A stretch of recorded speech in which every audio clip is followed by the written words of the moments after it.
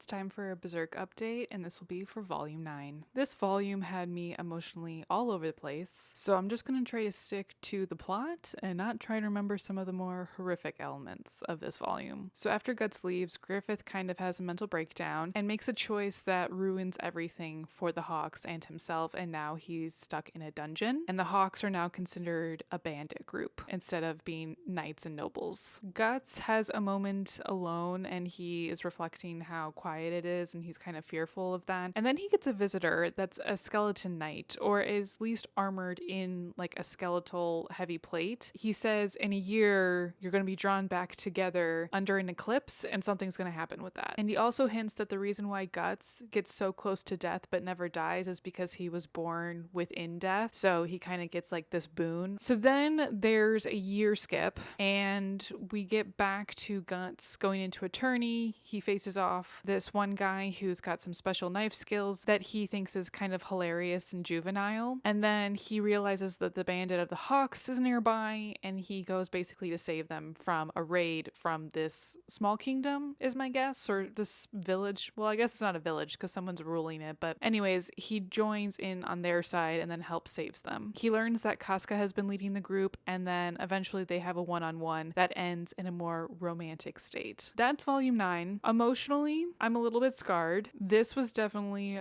darker in the sense of what happened in it versus some other ones. It reminds me a lot of how I felt about volume 4, the start of that one. So I'm going to take a bit of a breather, but the next time I update you guys on Berserk, it will be for volume 10.